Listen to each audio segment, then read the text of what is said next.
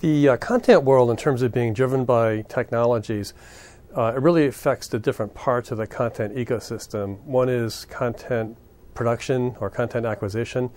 The cameras are so capable these days. The high-def cameras, the portable cameras, they're very much more capable. Then you get into the production and post-production phase of it. The digital special effects, of course, a wonderful software that's out there. So the technologies that will drive software are going to be increasingly, driving the content are going to be increasingly software, as well as the physical hardware, low-light cameras, high-definition cameras. If you go and look at all the manufacturers, amazing, the cost performance curves are coming down so nicely. So the equipment is becoming much more affordable. Software and hardware, and that puts it in the hands of more people. And with content these days, with the internet and social networking, you see a lot more content in the media world coming from the audience, user-generated content. And as you start pushing down the price and increasing the capability of all these different content technologies, that adds a lot of content to what's available for consumption by audience members. For succeeding in this anywhere, anytime media world, particularly from a perspective of content, it's the people who know how to acquire content, how to produce content, how to do post-production of content, and also how to schedule content.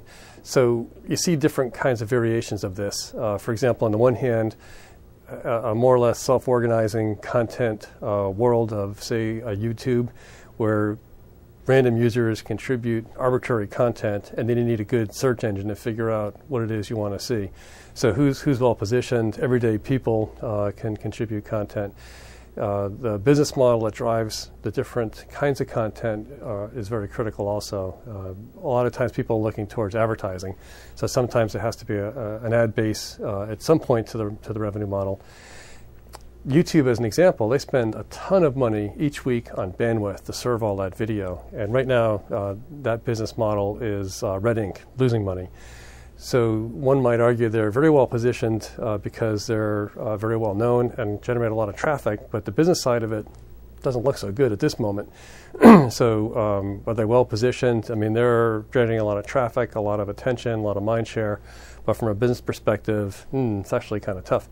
Then you look to some of the other traditional kinds of media companies that know how to sell advertising, know how to schedule it, particularly if it's a local interest, and you start to see a lot of money being made there. So positioned in terms of attracting the audience, positioning in terms of the actual business model, able to earn some revenue.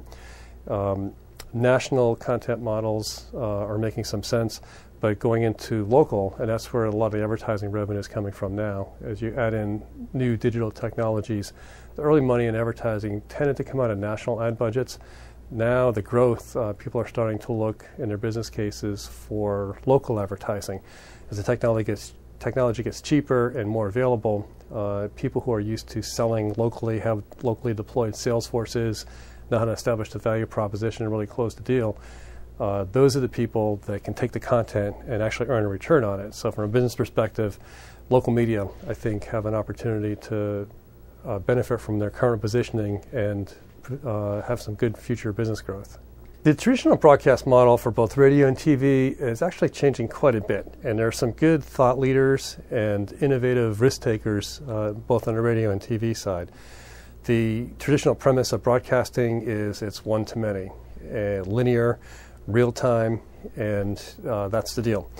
With the advent of digital media, online media, interactivity, Web 2.0, and you're seeing advertising dollars shift out of newspapers, big double-digit losses there. Ad budgets shifting out of the offline media like radio and TV into more of the internet, the banner ads, the search words, search engine optimization kind of strategies. A lot of that's changing. So what do broadcasters do? You're starting to see some really interesting combinations both through acquisition and through diversification of services. So broadcasters are buying interactive media and online media and making that part of their business model. How are they doing that? Well, they're doing it in different ways, and it's sort of interesting to watch them do that. But basically, business. Advertising is what's supporting the broadcast media, so how do you better serve the advertisers? They want better metrics, they want better accountability. In radio, you have Arbitron and Nielsen. In TV, you have Nielsen. That's one measure of accountability, but you need to have more immediate and more granular accountability. So the measurement systems, the technology that allows broadcasters to serve not just over their spectrum, but also with online media, to PCs, now to mobile devices, becoming critical. So broadcasters need to extend their business model, and they are, to not just radio receivers and TV receivers, linear, real-time, but get to any kind of device in not just real-time, but also in non-real-time. NAB, we've had the good fortune to work with a couple of the programs with the NAB Fast Road program, flexible advanced services on radio and TV and all devices, great positioning for broadcasters, really leveraging current broadcaster strengths and helping broadcasters have a growth strategy for future value creation for their companies. So DTV, February 2009, that's the big thing for terrestrial television, when analog gets turned off and everything's 100% digital. Fits and starts, some challenges, obviously a lot of our opportunities. That's been the big target for a number of years now for broadcasters in the TV business. What's next, once we get past that hump of February 2009, it'll be a similar world come March 2009, but broadcasters on the TV side have a couple of interesting tricks up their sleeves. One thing is, well, it's digital, but that isn't really a show stopper these days. That's kind of the price of entry. How do you really make a big splash? You have to do something a little bit different than that.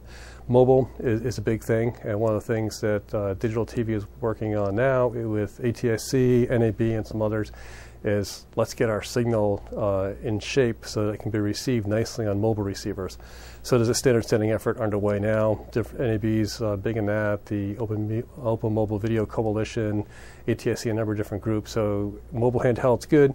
I think that's going to open up a new set of market opportunities to get to more ad-based models and perhaps video on demand and subscription services, so diversify broadcasted revenue models. So mobile, key thing, post-digital, going mobile.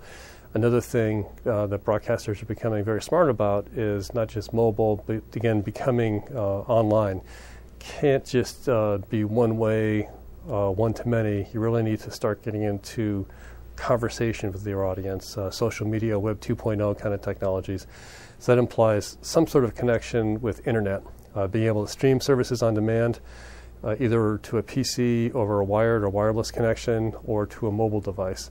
So mobile, interactive, digital, on demand, and not just broadcaster to audience, but creating platforms so the audience members can talk with each other as well as with the broadcaster, are three very good growth directions for broadcasters that leverage the investment they're making in digital and allow them some future growth opportunities to expand that into some different areas. BIA Financial Network has been around since 1983, which is a remarkable accomplishment these days when you're serving the media and technology industries. A lot of new startups that didn't quite make it through the last bubble. These days, with subprime lending and the credit and debt markets being what they are, a lot of sad stories. But BIA Financial Network, we've focused since our beginning in the media business, particularly in broadcasting. We've seen the challenges that our clients have faced in what's sort of called now offline media. They need to have business strategies to grow their revenues, control their costs, and look for growth strategies for their companies, and that definitely is going into the digital domain and the online internet digital media domain. How do they do that? What kind of core expertise do they need? What kind of product strategies? What's the competitive assessment? How do they finance this? What's their capital structure? How do they measure their progress? So BIA is taking up those challenges and serving our clients. So we have several different groups within our overall corporate structure. We've got a mezzanine fund that makes investments. We've got a research and financial group that I need to buy or sell something. We do valuations. We've got a strategic group that helps companies come up with their strategies for repositioning, for acquisition, for divestiture, or just generally, where we're going to take this company over the next 5 years or so. So we've been very active with print clients in the newspaper business, with radio and TV clients, and increasingly clients in the online and technology business.